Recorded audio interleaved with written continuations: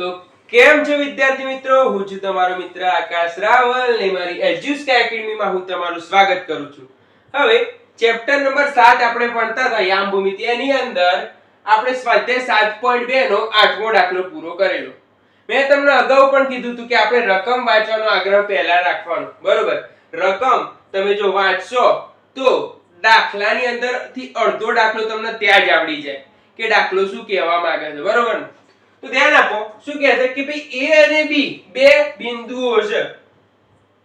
તો આપણે A અને B બિંદુ આપણે જો રચ્યા, તે બંનેને જોડતો રેખાખંડ એક દોરવાનો છે. તો એ બંનેને જોડતો રેખાખંડ આપણે દોરીએ મિત્રો. જો આ દોરી દીધો. એ શું કહે છે કે રેખાખંડનું 4 સમાન ભાગમાં વિભાજન થાય છે. તો આપણે શું કરવાનું, રેખાખંડના 4 સરખા ભાગમાં શું કરવાનું છે, ટુકડા કરવાના છે. તો જો AB નો સરખો ટુકડો કરીએ તો ધ્યાન આપો, અહીંથી ટુકડો કર્યો તો અહીંયા જે બિંદુ રચાયું મિત્રો, એ તમારું Q બિંદુ રચાયું. હવે આ તો બે ભાગ થાય, 1 અને 2. તો આપણે બીજા 3 ભાગ પાડવાના છે. તો આ જે AQ રચાયું મિત્રો, તો જે AQ છે, AQ નો વચ્ચે ટુકડો કરું તો અહીંયા જે બિંદુ મળે એને P નામ આપું. તો જો 1 2 અને 3 ભાગ થયા. તો એ જ રીતે હું QB ના પણ શું કરું છું, ભાગ કરી નાખું છું. તો ધ્યાન આપો, QB ના ભાગ કર્યા તો અહીંયા જે બિંદુ રચાયું એને R નામ આપું. તો ધ્યાન આપો, તમારે શું કરવાનું છે, તો જો 1 2 અને 3 અને 4 સરખા ભાગની અંદર વહેંચાઈ ગયા ભાગ, તો તમારે P ના યામ શોધવાના છે, Q ના યામ શોધવાના છે અને R ના યામ શોધવાના છે. તમને A ના યામ આપેલા છે -2 અને 2, B ના યામ આપેલા છે 2 અને 8. હવે તો ધ્યાન આપો, આ A અને B નું એક્ઝેક્ટ વચ્ચેનું મધ્યબિંદુ Q થાય છે. તો આપણે મધ્યબિંદુના સૂત્રની મદદથી Q ના યામ આરામથી મેળવી શકીએ. તો જુઓ ધ્યાન આપો, શું કહે છે કે રેખાખંડ AB નું મધ્યબિંદુ Q ના યામ. તો ધ્યાન આપો, શું કરીએ છીએ, આપણું સૂત્ર શું હતું, x1 x2/2 અને y1 y2/2. આ રીતે થાય. તો ધ્યાન આપો, જે પહેલા AB નું મધ્યબિંદુ છે એ પહેલા છે, તો આના યામ આપીશું x1 y1 અને આના યામ આપીશું x2 y2. ચલો હવે આનો સરવાળો કરીએ મિત્રો. તો ધ્યાન આપો, A ના યામ છે, એના x1 યામ કયા છે, તો ભાઈ -2 અને x2 ના યામ કેટલા છે, 2. તો ધ્યાન આપો, હું સૂત્રની અંદર કિંમત મૂકું, x1 ની જગ્યાએ જો કેટલા મૂકું છું, -2 વત્તા x2 ની જગ્યાએ મૂકી દઉં છું 2/2 અને y1 y2. તો y1 કેટલા છે, 2 વત્તા y2 કેટલા છે કે સાહેબ 8/2. તો ધ્યાન આપો, શું કરીએ છે, 2 માંથી 2 જતા રહેશે, 0/2 અને 8 ને 2 કેટલા થશે, 10/2. તો હવે આનું સાદું રૂપ આપીએ મિત્રો. તો ધ્યાન આપો, અહીંયા જે તમારા Q ના યામ મળશે, તો 0/2 એટલે થઈ જશે 0 અને 2 5 10 એટલે અહીંયા થઈ જશે 0 અને 5. હવે મિત્રો ધ્યાન આપો, તમને Q ના યામ મળી ગયા. તો Q ના યામ અહીંયા લખી નાખું 0 અને 5. હવે ધ્યાન આપો મિત્રો, આપણે શું કરવાનું છે, A અને Q એમ બે યામ છે અને આ બે બિંદુનું મધ્યબિંદુ P થાય છે. જો AQ નું મધ્યબિંદુ કોણ થાય, તો કે સાહેબ P.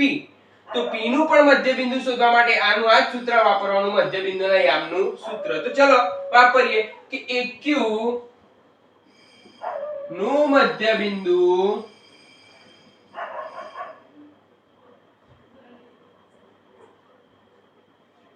P છે.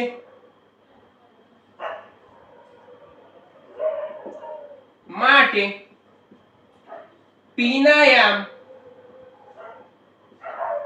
તો pxy બરાબર, સૂત્ર મુકતો નથી મિત્રો. જો અહીંયા AQ છે તો A પહેલા નંબરે, તો આના યામ x1 y1, આ જે Q છે તો આના યામ થઈ જશે x2 y2. ચલો આપણે શું કરીએ, સૂત્રની અંદર કિંમત મૂકીએ. તો સૂત્ર આપણું આ રહ્યું, x1 x2/2.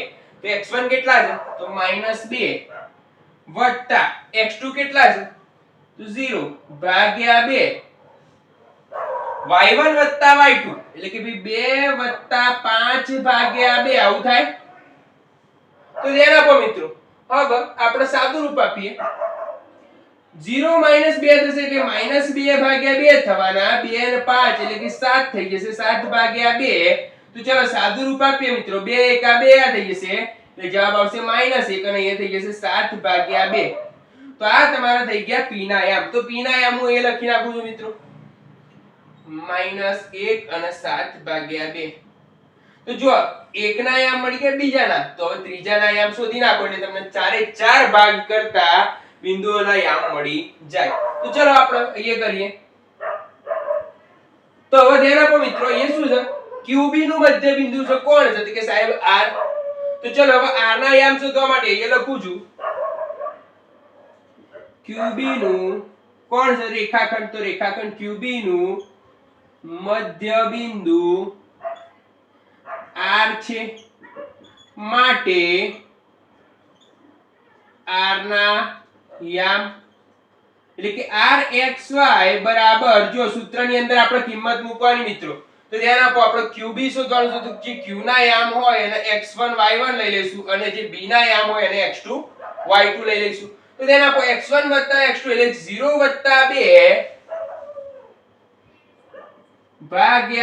અને y1 y2 એટલે શું થઈ જશે 5/8/2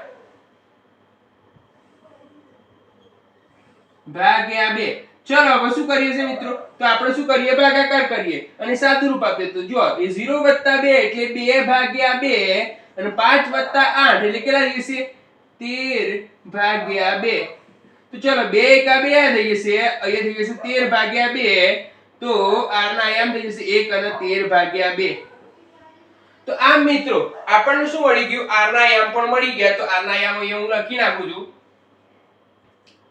કે કેટલા મળ્યા 1 અને 13/2 તો આમ લખવાનું અહીંયા